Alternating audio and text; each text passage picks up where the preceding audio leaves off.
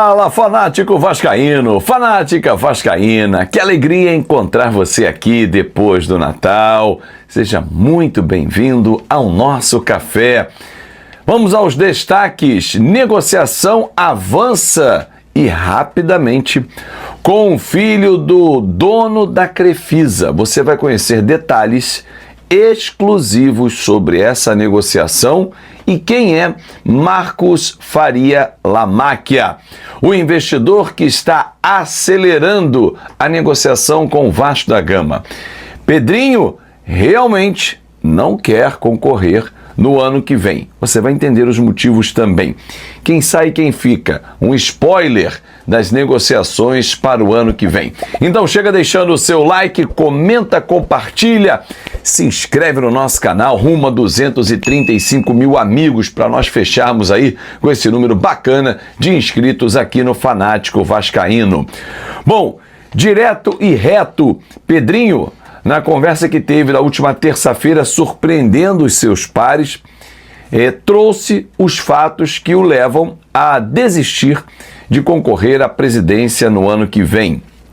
Pedrinho está muito chateado com o que vem acontecendo internamente, né? Não são cobranças da oposição em si, não é a questão de A, B ou C fazer alguns questionamentos, mas no entendimento dele, e ele não aceita, são vascaínos torcendo ou principalmente jogando contra dentro do Vasco, para que a coisa dê errado, para que o caos se instale. Na cabeça dele isso é inadmissível. E aí, somado a isso, tudo que ele já passou fora das quatro linhas, aquele plano de sequestro, as preocupações com os seus familiares, se os seus filhos saem, se a sua esposa sai, a segurança deles. Então, essa insegurança e principalmente a questão de que vascaínos jogam contra, e são vascaínos que têm relevância dentro da política do Vasco, isso ele não aceita. Então, hoje o cenário é de não concorrer. Ele comunicou ao grupo, aos seus pares mais próximos, aqueles que fazem parte do núcleo duro, daquele núcleo que comanda o Vasco da Gama, que não contem comigo para o ano que vem. Óbvio que isso pode mudar com 2026 de boas notícias, mas o Pedrinho não tem mais, nesse momento, a vontade de concorrer à presidência para o ano que vem. Hoje tem na conta KTO e nós vamos falar sobre mercado da bola, meio-campo, ataque e até mesmo a zaga são os nossos focos, né? Meio-campo um 8/10, um atacante lado de campo estilo Andrés Gomes e um zagueiro rápido e jovem. Perfis que nós vamos destrinchar no nosso Na Conta KTO. Aliás, lembrando, em KTO você vai observar várias vezes passando aqui na nossa tela. Hoje tem o Boxing Day, que é aquele jogo isolado numa data especial na Inglaterra, e United e Newcastle fazem a partida às 5 da tarde. O Boxing Day é uma tradição em países como a Inglaterra, Canadá, que é um feriado na sequência do Natal, onde há grandes liquidações, presentes para a população em caixas. Por isso, o Boxing Day. E você passa lá em KTO.bet, deixa o seu palpite, claro, tem Premier League amanhã, tem Série A do Campeonato Italiano amanhã também, você já pode deixar os seus palpites por lá. Tem Nottingham Forest e City amanhã às 9h30 da manhã. Então passa lá, deixa o seu palpite, sempre com muita responsabilidade, lembrando que é um jogo, ganhar ou perder faz parte. Divirta-se com responsabilidade, tá? Vamos então à principal parte do nosso vídeo, falar sobre Marcos Faria Lamacchia, filho de José Roberto Lamacchia e também de Júnia Faria, herdeiro do Banco Real e Alfa, que eram propriedades do seu avô e que foram vendidas. Só para se ter uma ideia, o Banco Real e o Banco Alfa, somados, ultrapassaram na venda 3 bilhões de reais. 47 anos, Marcos Lamacchia, hoje, além de ser herdeiro, né, desses valores, né, que a mãe dele, Dona Júnia, ficou por conta da venda dessas propriedades. Hoje o Grupo Faria tem empresas relevantes também, como por exemplo na área de agronomia, na área hoteleira já teve também essa atuação, a C&C Casa e Construção, uma rede que você com certeza conhece, tem vários pontos no Brasil, Água Prata, né, que também já esteve, você com certeza já viu isso, essa bebida, né, essa água em redes hoteleiras. Enfim, é um bilionário, e que o que me disseram foi o seguinte: falou, cara, ele é mais rico do que o pai. É um dos raros casos em que o filho tem mais dinheiro do que o pai, por conta da herança deixada pelo avô dele. De perfil discreto, você buscar em rede social, não é diferentemente da madrasta, né, da Leila Pereira, casada com o pai dele, José Roberto Lamáquia, que é mais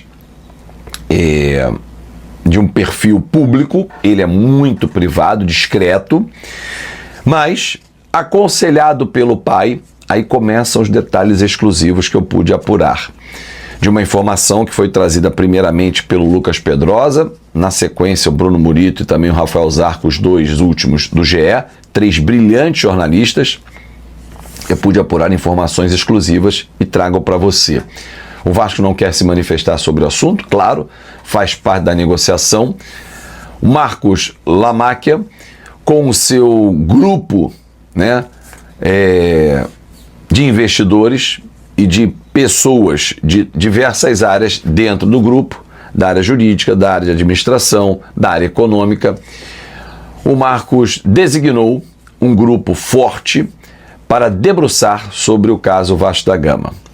Incentivado pelo pai, José Roberto Lamáquia, de que o futebol é um negócio que traz muita rentabilidade também, Marcos Lamáquia procurou o Vasco nesse ano e em 2 meses de NDA assinada, detalhe, torcedor, há 2 outras negociações em andamento, ou seja, 2 NDAs também estão assinados, então são 3 ao todo nesse momento. O do Marcos Faria Lamáquia é o que está mais adiantado. E segundo a informação que eu recebi, em 2 meses ele acelerou o que os outros estão levando praticamente 1 ano, desde o início do ano, com o NDA assinado. Vocês vão lembrar que o Carregal, ao participar, o Felipe Carregal, o VP jurídico do Vasco, do nosso podcast nesse ano, disse que tinha um memorando de entendimento, tinha uma NDA já assinada com uma empresa e tal. O do Marcos Lamáquia, que foi assinado mais à frente, está muito mais acelerado. Em 2 meses, aconteceu um levantamento que os outros levaram praticamente 1 ano. Entende José Roberto Lamáquia, que é pai de Marcos Lamáquia, que hoje a qualidade dos gestores do futebol está muito abaixo das grandes empresas. E por isso o incentiva que Marcos Lamáquia buscasse o Vasco da Gama. E nesses 2 meses, os números apresentados do Vasco a Lamáquia interessaram muito. Informação que eu recebi: não há nesse momento nenhum valuation, que é o valor da Vasco da Gama SAF passado ao Marcos Lamáquia. Por quê? O Vasco ainda tem números a apurar. Por exemplo, a homologação da RJ do Vasco, da recuperação judicial. O Vasco ainda tem algumas obrigações a cumprir, como a questão tributária. Então, assim, o Vasco hoje não tem como precisar se a empresa hoje vale 2 bi, 1 bi 400, 1 bi 600, 3 bi. Tudo isso ainda vai passar por negociações. Agora, atenção a outros detalhes exclusivos. Além de pisar no acelerador e em 2 meses fazer o papel de outras empresas que estão levando 1 ano para levantar todas as informações pelo corpo de profissionais debruçados no processo, Marcos Lamáquia negocia com o Vasco a compra de 39%, imediatamente.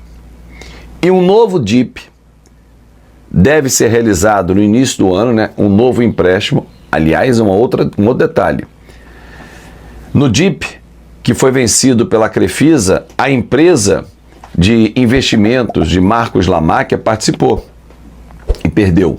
Informação exclusiva para você. E nesse formato de compra de 39%, nenhum investidor vai ser minoritário. Os 31% que estão sendo discutidos na Fundação Getúlio Vargas indicam que o Vasco ainda tem um percentual para uma discussão, que entende que vai ter ganho, mas o que está à disposição, os 39% e os 30% do Vasco. Por lei, o Vasco não pode negociar 30%, ele tem que ficar com 10%. Agora, óbvio, torcedor, ser sócio 70-30 ou 90-10, o Vasco sempre será minoritário. Então, nesse momento, o Vasco poderia, por exemplo, imediatamente, após passar todas as diligências, levantamentos, o due diligence, como eles chamam nas operações, vender 20% das suas operações, das suas ações. E imediatamente, então, estariam à disposição do Marcos Faria Lamáquia 59%. De perfil discreto, de interesse forte realmente na aquisição do Vasco, Marcos Faria Lamáquia segue acelerando as negociações. Fábio, vai dar negócio? A expectativa é muito alta. Não se tem ainda a assinatura, não teve ainda a discussão do valor que vai ser investido, mas há uma discussão já grande em relação a como vai ser investido. CT, aquisição de jogadores, investimentos anuais, mas ainda não chegou o valor total da operação, que é uma discussão que virá à frente. Pelo entendimento de quem acompanha essas operações, o negócio tem tudo para acontecer. Ah, Fábio, mas é a Fundação Getúlio Vargas os 31%. Há estratégias jurídicas nesse meio do caminho. O que eu soube é que o Marcos Lamáquia não irá negociar com a ICAP e que o Vasco tem que resolver com a ICAP via Fundação Getúlio Vargas. É isso, galera. São as informações que eu tenho para você nessa sexta-feira, dia 26 de dezembro de 2025. Muito obrigado pelo seu carinho, pela sua audiência sempre aqui no Fanático Vascaíno, que é a sua casa. Ó, espalha para geral. Esse vídeo foi feito com muito carinho para você. Um grande abraço e até mais tarde.